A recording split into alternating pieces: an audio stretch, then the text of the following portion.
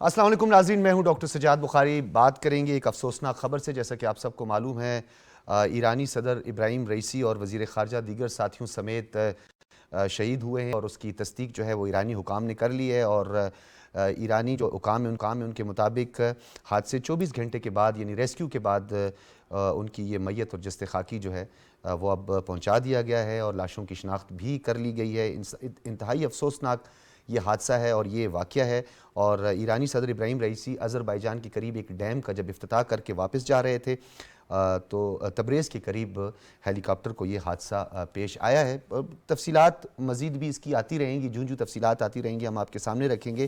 وزیر اعظم شہباز شریف نے ایران کے سفارت خانے کا خصوصی دورہ کیا، ایرانی سفیر سے جا کے وہاں پہ انہوں نے تعزیت بھی کی، اپنے تاثرات بھی انہوں نے وہاں پہ درج کروائے، اور صدر پاکستان نے بھی اپنی نیک تمناؤں کا اور افسوس کا بھی اظہار کیا ہے، اور ایران کے اس دکھ میں برابر کے شریک ہیں، یہ انہوں نے کہا ہے۔ اور 50 دن کے لیے، یعنی 50 دن کے اندر اندر جو ایرانین کانسٹیٹیوشن ہے اس کے مطابق پریزیڈنشل الیکشن ہوتا ہے، اور اس کے لیے باقاعدہ طور پر جو سپریم لیڈر ہیں ان کے علی خامنائی، انہوں نے مقرر کر لیا ہے ایرانی صدر، یعنی قائم مقام صدر ڈاکٹر محمد مخبر کو، اور وہ اب اس منصب پر ہوں گے۔ انتہائی افسوس کے ساتھ آپ کو یہ بتانا پڑ رہا ہے، کیونکہ یہ ایک بہت افسوسناک واقعہ ہے پاکستان اور ایران کے درمیان۔ نہ صرف ٹریڈ کی بات کریں، پاکستان اور ایران کے درمیان ابھی حالیہ آپ کو یاد ہوگا پچھلی جب 16 ماہ کی گورنمنٹ تھی تو 100 میگا واٹ جو بجلی ہے وہ فراہم کی گئی ایران کی جانب سے گوادر کے لیے خصوصی طور پر، اور ٹریڈ کے حوالے سے، گڈز ٹو گڈز کے حوالے سے بھی بڑی پازیٹیو ڈیولپمنٹ ہوئی۔ اور ایرانی صدر کا ابراہیم رئیسی کا جب یہاں پہ دورہ ہوا، وہ دورہ بھی انتہائی اہمیت کا حامل تھا۔ گو کہ تعلقات تو ریاستی سطح پر ہوتے ہیں، لیکن ایک بہت بڑا گیپ ضرور آتا ہے، اور ایک انڈرسٹینڈنگ ڈیولپ ہوتی ہے، اور اس انڈرسٹینڈنگ میں بھی ٹائم لگتا ہے۔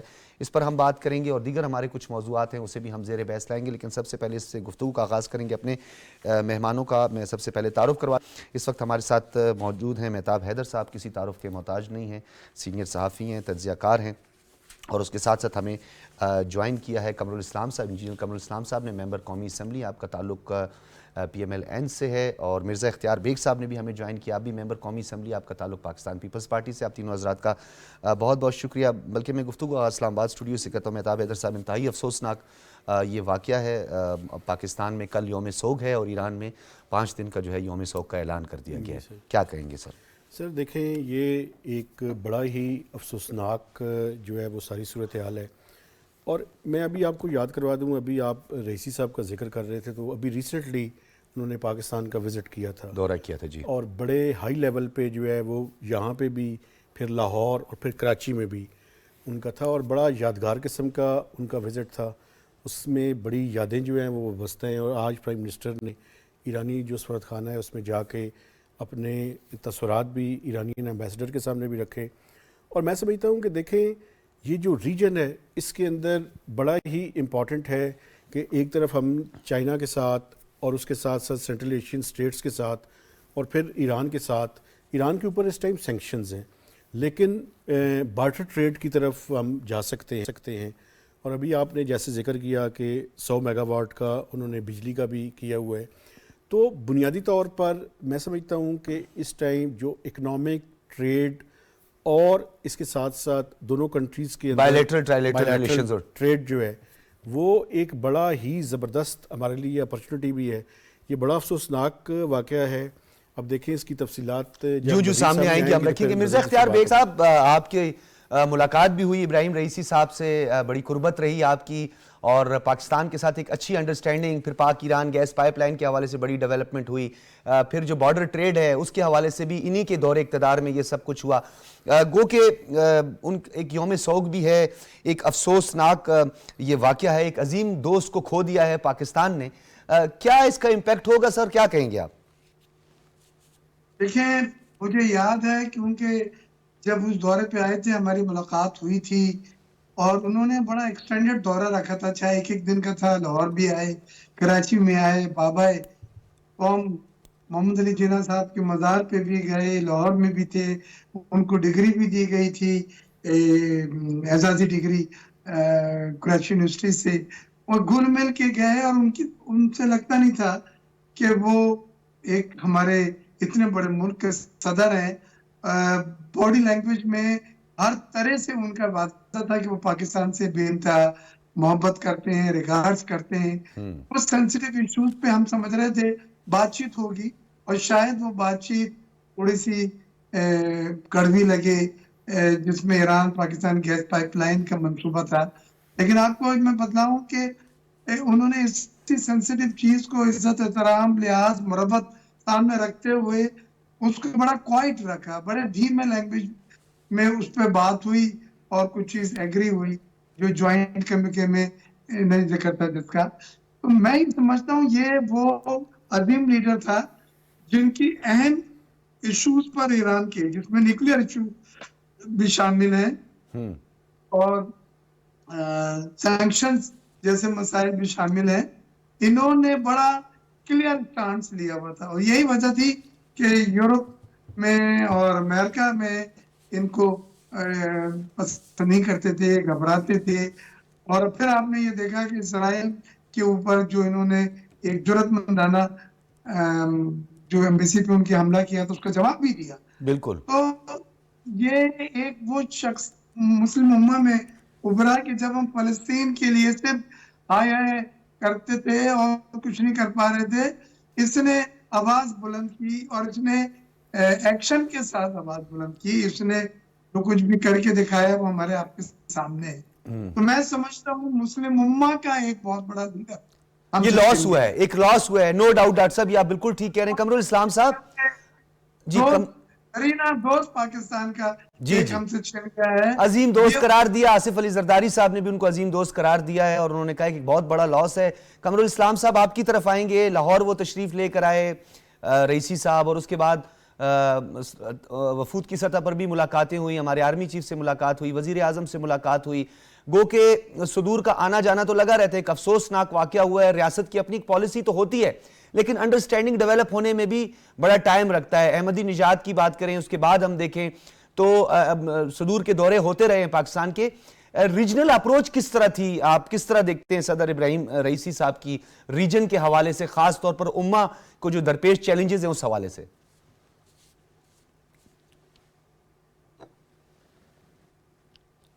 قمر الاسلام صاحب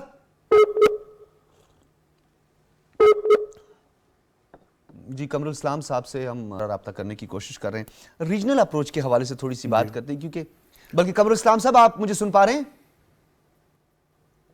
یہ میں تو سن, میری آواز جی میرا سوال بھی آپ تک پہنچ گیا ہوگا.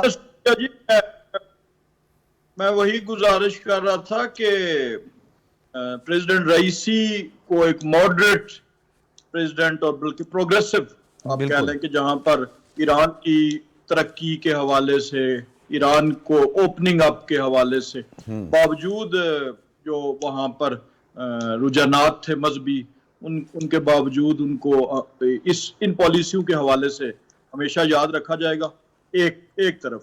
لیکن دوسری طرف جب یہ موقع آیا, خصوصاً یہ غزہ والا, اور اسرائیل نے بہیمانہ قسم کے مظالم کیے, تو وہاں پر بھی انہوں نے ایک پرنسپل سٹانس اپنایا, زبانی طور پر ہی نہیں بلکہ عملی طور پر بھی. تو یہ میں سمجھتا ہوں کہ یہ دو چیزیں ان کی جو پالیسیز میں تھیں وہ بڑی نمایاں تھیں دیگر ان کے پیشروؤں کے مقابلے میں بھی, اور دیگر مسلم امہ کی جو لیڈرشپ تھی. اور ہمیشہ انہوں نے کوشش کی, بلکہ سعودی عرب کے ساتھ جو تعلقات جو ہمیشہ سرموری کا دور اقتدار میں, صحیح کہہ رہے ہیں, یہ بڑا ہم آپ نے نقطہ اٹھایا کہ ان کے دور اقتدار میں ہمیشہ سے ریاض اور تہران قریب ہوئے. سرد جنگ کی صورت گزشتہ 2 دہائیوں سے تھی سعودی عرب کے حوالے سے, تو اس معاملے میں بھی ان کا ظاہر ہے یہ دو طرفہ تھا.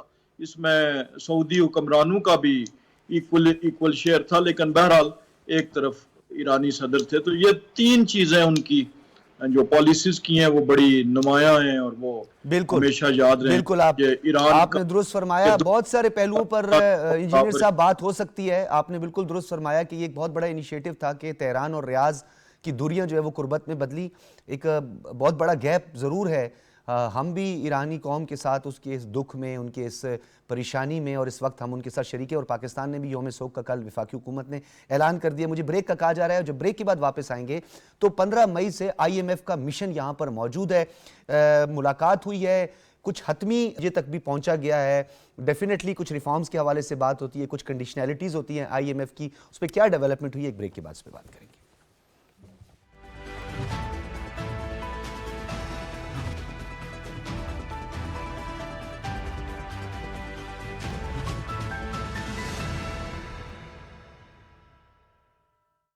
ہیٹ سٹروک کا باعث بن سکتا ہے.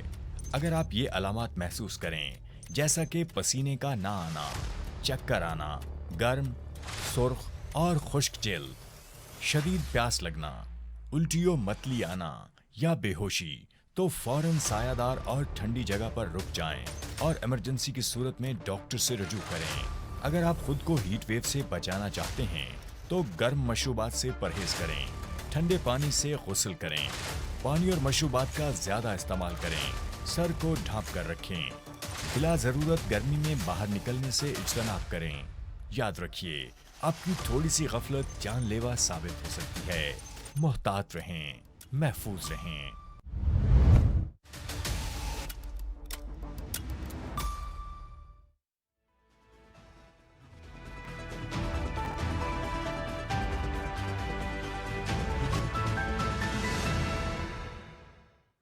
ویلکم بیک ناظرین. بات کریں گے آئی ایم ایف کا مشن پاکستان میں 15 مئی سے موجود ہے. اس سے پہلے جو اسٹینڈ بائی ایگریمنٹ تھا وہ بھی بڑی پازیٹیو ڈیولپمنٹ تھی, اور آئی ایم ایف کا جو وفد ہے اس کے ایک سیٹسفیکٹری ایلیمنٹ نظر آ رہا ہے کہ پاکستان نے کنڈیشنلٹیز پر نہ صرف عمل کیا بلکہ ریفارمز لا رہے ہیں, اور خاص طور پر جو ریونیو ٹارگٹ ہے اس کو بڑھانے کی کوشش کی جا رہی ہے, ٹیکس نیٹ میں لوگوں کو لانے کی کوشش کی جا رہی ہے. اسی حوالے سے معروف جو عالمی مالیاتی ادارہ ہے اس کے مطابق پاکستان کی جو اسٹاک ایکسچینج ہے, جو 75,000 کے 100 انڈیکس اس کا یعنی حد اس نے عبور کی, اور دنیا کی بہترین اسٹاک ایکسچینج میں پاکستان کا اب شمار ہونے جا رہا ہے. تیزی سے پاکستان اس جانب بڑھ رہا ہے. ورلڈ اکنامک آؤٹ لک رپورٹ بھی جاری ہوئی ہے جس کے مطابق یہ کہا جاتا ہے کہ پاکستان اس سال معاشی نمو 2% اور اگلے سال 3.5% تک جانے کا امکان ہے.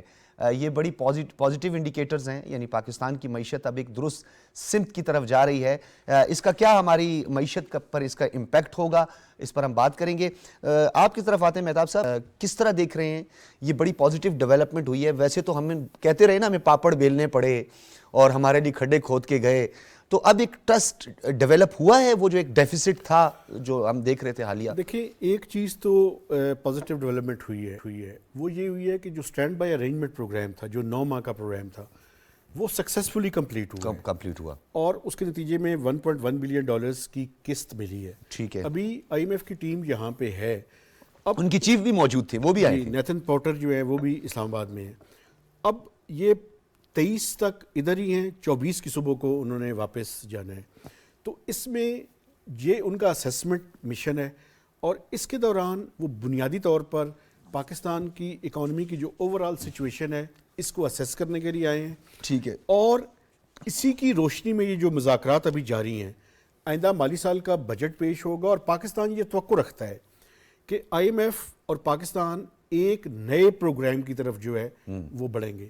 وہ پروگرام 3 یا 4 سال پہ مشتمل ہوگا, ایکسٹینڈڈ فنڈ فیسلٹی ہوگی.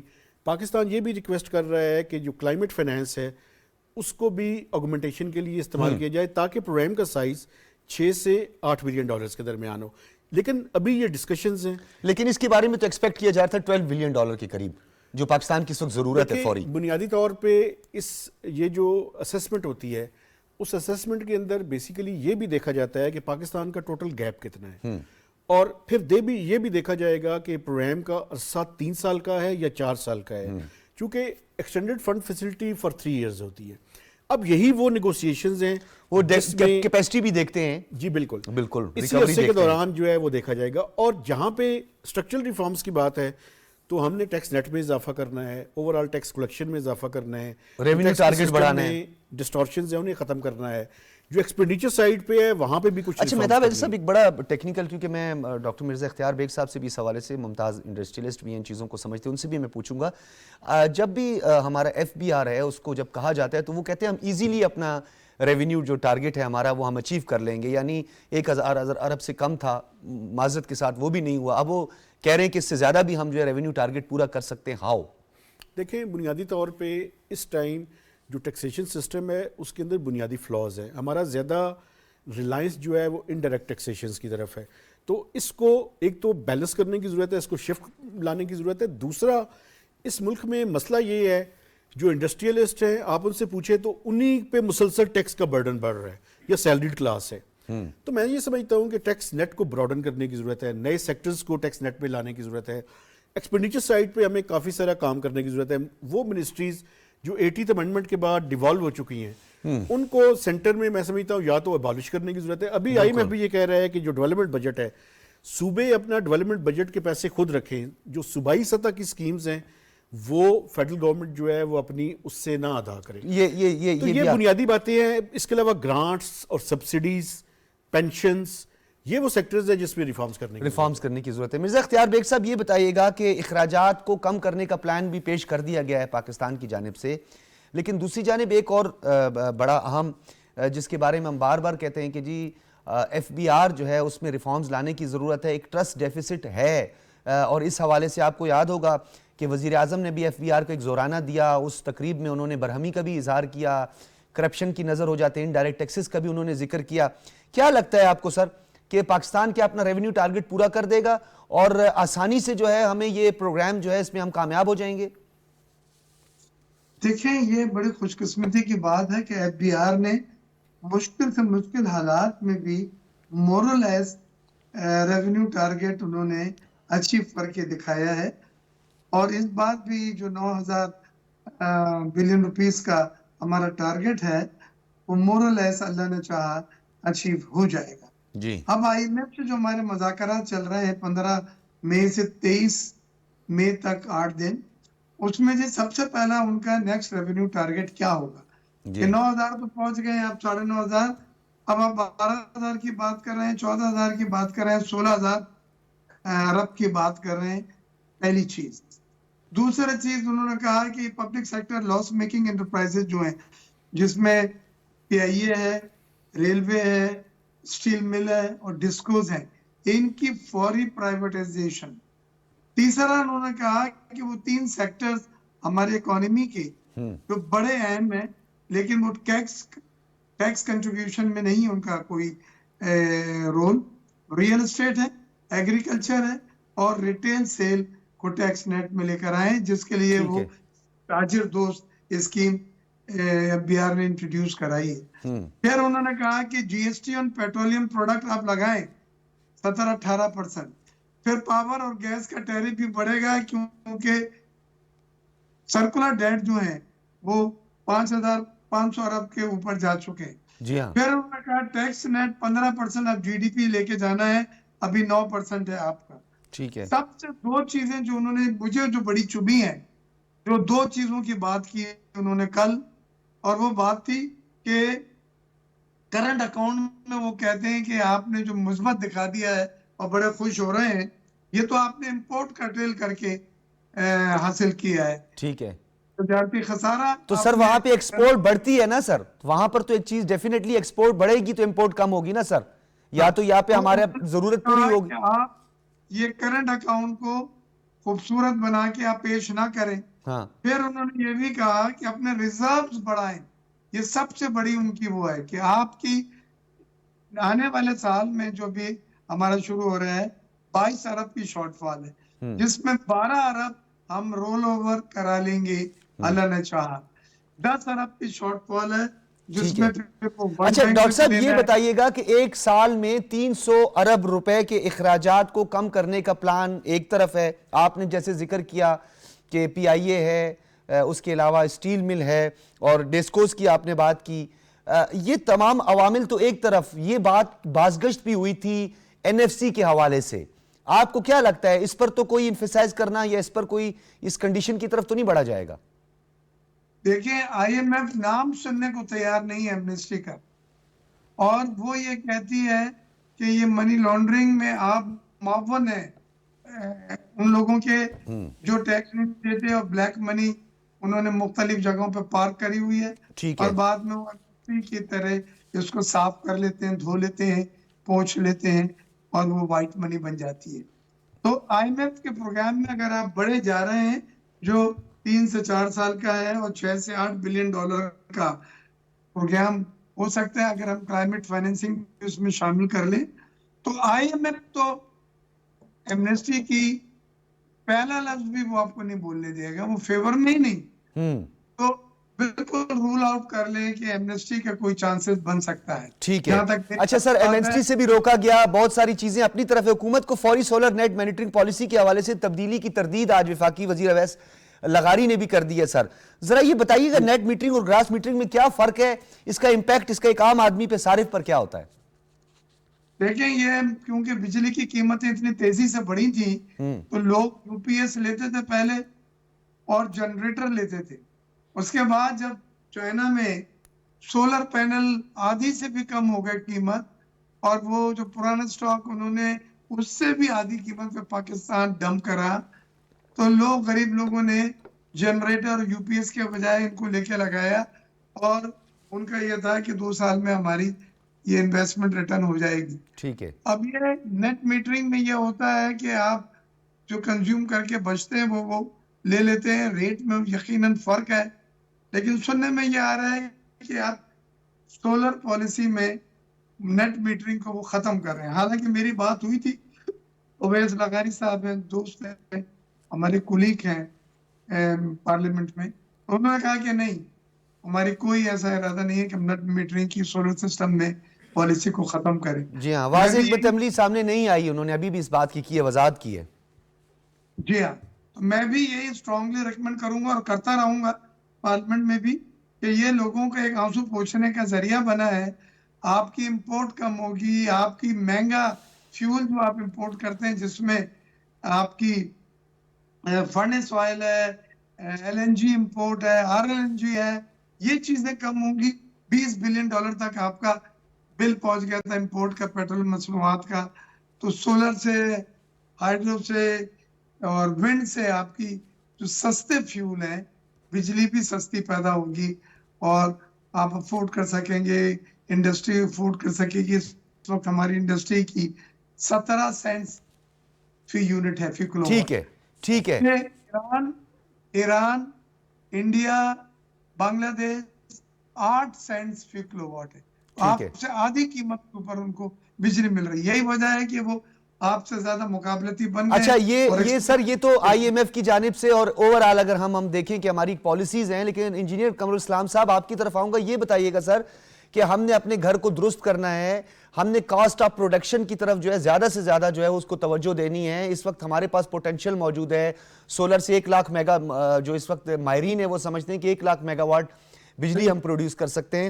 اس کے علاوہ اگر ہم دیکھیں نیوکلیر انرجی سے ہماری اس وقت 3,500 سے زیادہ جو ہے بجلی پروڈیوس ہو رہی ہے.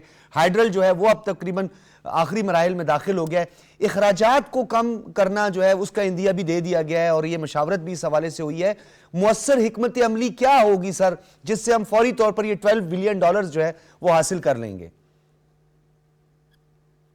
دیکھیں اخراجات کو کم کرنا بڑا سمپل سسٹم ہے. اس میں سب سے پہلے ان محکموں, ان اداروں سے آپ کہہ لیں کہ اپنا وزن ان کا کم کرنا ہے جو کہ نقصان کر رہے ہیں, خسارہ کر رہے ہیں. سر فہرست پی آئی اے, ڈسکلوز, یہ بات ریپیٹ کرنا مناسب نہیں ہے, ابھی بیگ صاحب نے بھی یہی باتیں کی. تو پہلا تو مرحلہ یہ ہے کہ جو بڑا وزن ہے آپ پہ, جو آپ یعنی اپنے خزانے سے خرچ کر رہے ہیں, ایک وہ ہو گیا. دوسرا حصہ بھی اس کا ذکر بھی آ چکا ہے کہ جو یہ اپنا ڈسکوز میں, اس میں سب سے بڑا پرابلم یہ ہے اس وقت, جو سولر میں بھی پرابلم آ رہا ہے, وہ یہ ہے کہ ادھر سے آپ کو کیپیسٹی جو چارجز ہیں وہ دینے پڑ رہے ہیں, وہ جو اس وقت آئی پی پیز کے ایگریمنٹس ہوئے تھے. اور وہ کیپیسٹی چارجز چونکہ سولر دن کو بنتا ہے اور ڈسکوز کو اور گورنمنٹ کو تو اوورآل اپنے آپ کو تیار رکھنا پڑتا ہے پیک آورز کے لیے. تو اس کا جو آسان ترین حل ہے وہ بھی ابھی بیگ صاحب نے بیان کیا, اور وہ یہ ہے کہ زیادہ سے زیادہ انڈسٹریلائزیشن ہو. کیونکہ جو انڈسٹریز ہیں, فیکٹریز ہیں, جتنے کارخانے ہیں, چاہے وہ کاٹیج انڈسٹری ہے, وہ بجلی کنزیوم کرتے ہیں دن کے اوقات میں. اور اس وقت ہم ماضی کے برعکس دن کے اوقات میں ہم سرپلس ہیں. ہم سردیوں میں بہت سرپلس ہیں بجلی کے, اور ہم سردیوں میں بہت ابھی پالیسی بلکہ بنائی جا رہی ہے حکومت کی طرف سے کہ سردیوں میں بجلی کی قیمت اس پہ غور کیا جا رہا ہے کہ کم کر دی جائے تاکہ سردیوں میں گیس مہنگی ہو جاتی ہے تو وہ جو گیس مہنگی گیس ہے اس کے متبادل لوگ ہیٹنگ کے لیے یا دیگر کاموں کے لیے بھی سردی میں بجلی استعمال کریں. یہ دنیا بھر میں ہے کہ جب ڈیمانڈ آپ کی. اور مرزا اختیار بیگ صاحب نے بھی جو کہا ہے کہ انڈسٹریلائزیشن کی طرف بڑھا جائے, کرنٹ اکاؤنٹ ڈیفیسٹ کے حوالے سے جو کنسرن آئی ایم ایف کا تھا وہ بھی دور ہو جائے گا, کیونکہ ہماری ڈیفینیٹلی ہماری اپنی پروڈکشن ہوگی, مینوفیکچرنگ سائڈ پر ہم زیادہ بڑھیں گے.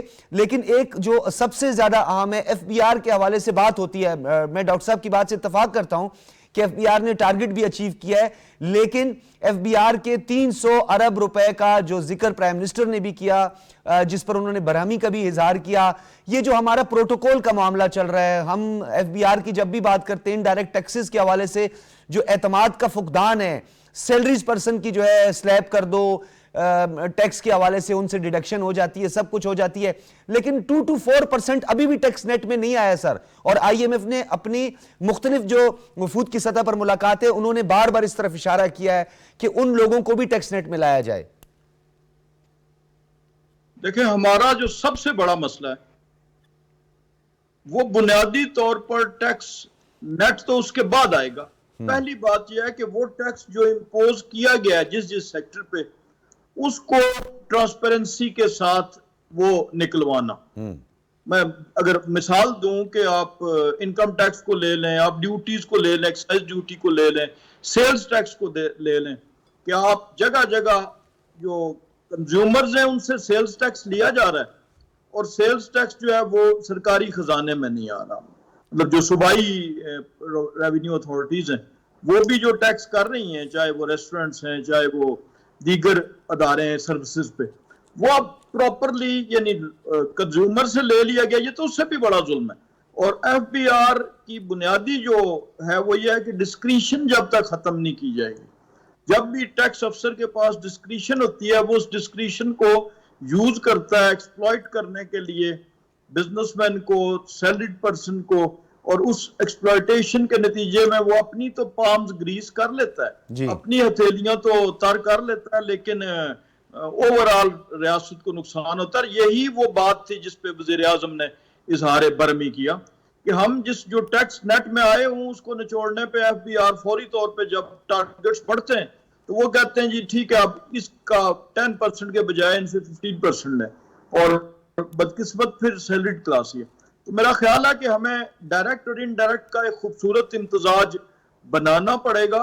ساری چیزیں دنیا کی فالو نہیں کی جاتی کہ دنیا میں. اچھا, ماضی میں انجینئر صاحب, ماضی میں جو ہمارا خاص طور پر جو کنٹریبیوٹ کر رہا ہے, ہمارے ریونیو میں کنٹریبیوٹ کر رہا ہے, ریونیو جنریٹ کر رہا ہے, اس سے ڈرایا گیا. ماضی میں آپ نے دیکھا کہ ماضی کی حکومت نے 50,000 روپے سی این آئی سی والا معاملہ پہلے کھڑا ہوا, پھر فائلر نان فائلر کی وہ 40 لاکھ کی پراپرٹی کا ہوا, اسے ریورس کرنا پڑا. ایف بی آر کو ایٹونومس کا کہ 3 سے 4 لاکھ روپے جس کے اکاؤنٹ میں ہو, ایف بی آر کو اتنا ایٹونومس کر دیا کہ وہ چھاپا مار دے, پھر اس پر نظر ثانی کرنی پڑی. سر کیا جو ریونیو جنریٹ کرنے والے ہیں یا جو مارکیٹ میں جن کی بدولت پیسہ آتا ہے, کیا ان کو ایک اعتماد بحال کر کے نہیں آپ سمجھتے کہ بینکنگ سیکٹر پر توجہ دی جائے اور یہ جو بڑے بڑے پرفارمے بینک میں ہم نے رکھے ہوئے ہیں اس پر ذرا نظر ثانی کی جائے تاکہ یہ گولڈ پرچیزنگ اور ڈالر جو ہے وہ پرچیزنگ نہ ہو اس کی, تاکہ ہمارا جو سب سے بڑا مسئلہ ہوتا ہے یہی ہوتا ہے کہ ڈالر جو ہے اس کی اونچی اڑان نظر آتی ہے. یہ بہت ضروری چیزیں ہیں, لیکن جو بہت سب سے ضروری ہے یہ ہے کہ قوم کے نفسیات کو سمجھ کے تو ٹیکسیشن کی جائے. مثلاً آپ دیکھیں, میں ایک مثال دوں گا کہ ایک غریب سے غریب آدمی اپنے موبائل فون پہ ایک 100 روپے کا کارڈ ڈلوا کے تو وہ 20-25 روپے ٹیکس کٹوا دیتا ہے اور اس کے ماتھے پہ شکن نہیں آتی. وجہ کیا ہے؟ وہ ڈرتا کس چیز سے؟ وہ ڈرتا ڈاکومنٹیشن سے, اور اس ڈاکومنٹیشن کے نتیجے میں جو پھر اس کو جس چیز کا سامنا کرنا پڑتا ہے اس اوورال کرپٹ سسٹم میں, وہ بنیادی طور پہ اس سے ڈرتا ہے. اگر فلیٹ ٹیکس ہو, اسے پتا ہو, میں نے مثال دی نا موبائل کی, کہ سب سے کم آمدن والا جس کی 20-25 ہزار آمدن ہے اس نے بھی موبائل رکھا ہوا ہے اور وہ ٹیکس دے دیتا ہے. ایک کوئی مشروب کی بوتل دیتا ہے تو وہ لے لیتا ہے. تو میرا خیال ہے کہ یہ جو ٹیکسز ہیں انہی کو اگر ریشنلائز کر لیا جائے اور جو بنیادی ضرورت کی چیزیں ان پہ نہ لگایا جائے, لیکن جو تعیشات کی چیزیں ان پہ زیادہ تناسب سے لگایا جائے تو محل لوگ زیادہ خوشی سے دیں گے. فلیٹ ٹیکس اگر دکانوں پہ لگا دیا جائے اور ان کو کورڈ ایریا کی بیسس پہ اور ایریا تعین کر کے, اور میرا خیال ہے خوشی سے ہر دکاندار جو ہے وہ ٹیکس بالکل وہی بات ہے, یہی بات جو ہے میں ڈرتا ڈاکومنٹ ہے. اور یہ سسٹم تبدیل کرنا, اور ڈاکومنٹیشن بابو اس لیے تبدیل نہیں کرتا کیونکہ اگر وہ تبدیل ہو جائے گی تو اس کی ڈسکریشن ماری جائے گی, اور ڈسکریشن سے پھر وہ جو ناجائز ذرائع سے اپنے لیے مفاد اکٹھا کرتا ہے اس پہ مار پڑتا ہے. ٹھیک ہے, مختلف ماہرین کی مختلف رائے ہے. ابھی ڈیفینیٹلی پارلیمنٹیرینز ہیں, پارلیمنٹیرین کی بھی اپنی ایک رائے ہے اور ڈیفینیٹلی انہوں نے ہی قانون سازی کرنی ہے. یہ جتنی ریفارمز لانی ہے وہ بھی یہی پارلیمنٹیرینز کریں گے. ناقدین کی میں بات نہیں کرتا, میں عالمی مبصرین کی بھی بات کرتا ہوں. اعتماد کو بحال کرنا سخت کنڈیشن سے زیادہ بہتر ہے. یعنی آپ اعتماد کو زیادہ بحال کریں, ڈیڈکشن ہو جائے گی, بجلی کا کنیکشن منقطع ہو جائے گا, موبائل کا کنیکشن منقطع ہو جائے گا. کیا اس سے آپ سمجھتے ہیں کہ ہمارے ٹیکس نیٹ میں اضافہ ہوگا, فائلرز, نمبر آف فائلرز کی تعداد بڑھے گی؟ دیکھیں بنیادی طور پر میں ان کی باتوں سے اتفاق کرتے ہوئے, دیکھیں مسئلہ یہ ہے کہ کوئی بھی دنیا میں ٹیکس اتھارٹی جو ہے نا, وہ میں سمجھتا ہوں کہ اس کے پاس کیرٹ اینڈ سٹک دونوں کی پالیسی ہونی چاہیے. آپ کیرٹ دیں اور لوگوں کو کہیں کہ آپ broadening of tax base, broadening of tax base جب ہوگا, مجھے بتائیں کہ اگر سیلریڈ کلاس اس ملک کے اندر ٹیکس دے سکتی ہے تو ایگریکلچر انکم جو ہے وہ کیوں نہیں ٹیکس نیٹ؟ سر وہی 2% 2 to 4% ہے نا سر, اشرافیہ مافیا اور یہ سب. دیکھیں اس کے بعد ریٹیلرز جو ہیں وہ کیوں, ابھی تاجر دوست اسکیم آئی, اس میں بنیادی طور پر رجسٹریشن کا کہا گیا, اور وہ رجسٹریشن اتنی نامینل سر, اتنی نامینل اسکیم تھی, اور اس میں 75 یا 100 بندہ جو ہے وہ رجسٹرڈ ہوا.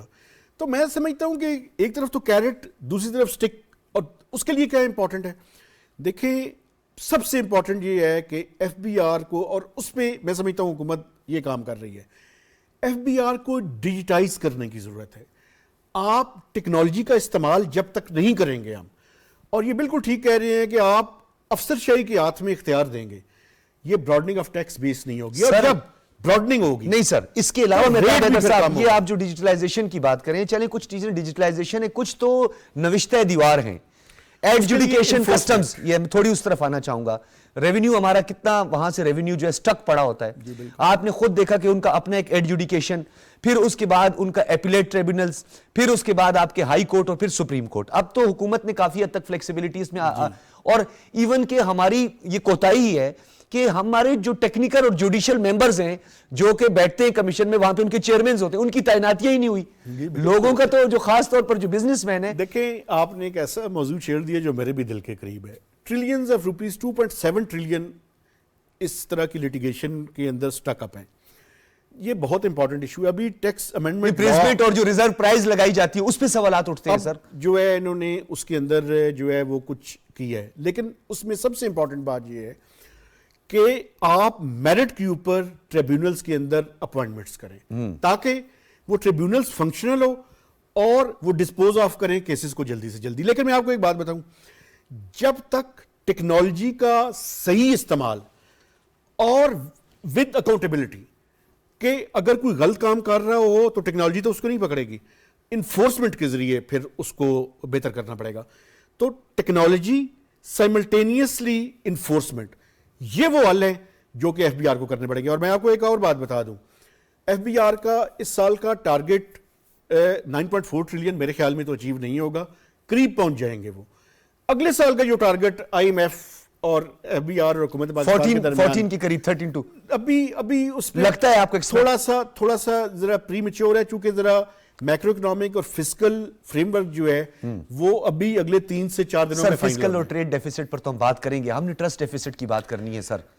مجھے کیا ریٹرن میں ملے گا, ایک عام آدمی کا یہ سوال ہے. دیکھیں بنیادی بات یہ ہے کہ ایک بندہ, میں ٹیکس نیٹ کے اندر ہوں تو, اور یہ جو بزنس مین ہے یہ ٹیکس نیٹ کے اندر ہے, تو ہمیں کچھ اس کا ریوارڈ بھی دینا پڑے گا, کچھ نظر آئے ان لوگوں کو. مثلا پرائم منسٹر نے پچھلے دنوں آپ نے دیکھا کہ جو ہائیسٹ ٹیکس پیئرز تھے انہیں بلایا اور ان کو ریکگنائز کیا, ریکگنیشن ملی ان کو. بالکل. اور کافی سکیمز بھی اناؤنس کی. ایک تو ان کو امپلیمنٹ کرنے کی ضرورت ہے, انٹریو لیٹرنٹ اسپرٹ, کہ وہ واقعی لوگوں کو محسوس ہو کہ اگر وہ ہائیسٹ ٹیکس پیئرز ہیں تو یہ ملک ریکگنائز بھی کر رہے ہیں, لیکن ان کے ساتھ ساتھ کچھ انسینٹیوز بھی دیے جا رہے ہیں. دوسرا, ہمیں یہ ریونیو جو ہے وہ لوگوں کی زندگیوں کے اندر بہتری بھی کرتا ہوا نظر آئے نا. مہتاب صاحب ایک اور چیز کا میں ذکر کرتا چلوں کیونکہ ہم نے اپنے اگلے موضوع کی طرف بھی بڑھنا ہے. صرف یہ بتائیے گا سر کہ ریونیو ٹارگٹ پورا کرنے کے لیے کیا آپ ٹیکس بڑھا کر اس کو پورا کر سکتے ہیں یا آپ کم کر کے نمبرز جو ہے اس کو بڑھا سکتے ہیں؟ پراپرٹی ٹیکس کی ہم بات کریں, ریئل اسٹیٹ کا کنٹریبیوشن ہے, بھلے آپ اسے کہہ دیں, ہم کہہ بھی دیں کہ ریئل اسٹیٹ کنٹریبیوٹ کرتا ہے, گو کہ 50 کروڑ کی کرپشن سالانہ ہوتی ہے, وہ رپورٹ بھی موجود ہے. لیکن اس وقت آپ دیکھ لیں کہ ہمارا ریونیو کا کیا حالت ہے. ایف بی آر سے جا کے پوچھیں نا سر کہ وہ پٹوار خانے, وہ تحصیلدار آج ویران پڑے ہوئے ہیں, بیٹھے ہوئے ہیں, وہ ٹیکس ہی نہیں دے پا رہے ہیں لوگ پراپرٹی کا. اصل میں دیکھیں ٹیکس نیٹ کے میں ٹیکس ریٹس میں پچھلے سالوں کے اندر اضافہ ہوا ہے. تو اب پرابلم یہ ہے, جس طرح سے ایف ٹی ایف کا حوالہ بھی دیا جا رہا تھا کہ آپ کے بہت سے پیسے جو ہے وہ وہاں پہ پارک ہو جاتے ہیں. میرا ذاتی خیال یہ ہے کہ دیکھیں ٹیکس ریٹس کو ریشنلائز کرنے کی ضرورت ہے. ابھی اس پہ یہ ایک ڈیبیٹ یہ بھی آئی ایم ایف کی پروپوزلز کے اندر شامل ہے کہ ابھی جو گینز ٹیکس ہے وہ ٹائم پیریڈ کے ساتھ منسلک ہے. تو وہ یہ کہ اب ریکمینڈ کر رہے ہیں کہ آپ گینز چاہے 1 دن کے بعد ہو یا 5 سال کے بعد ہو, جتنا گین ہو اس کے اوپر ٹیکس لگائیں.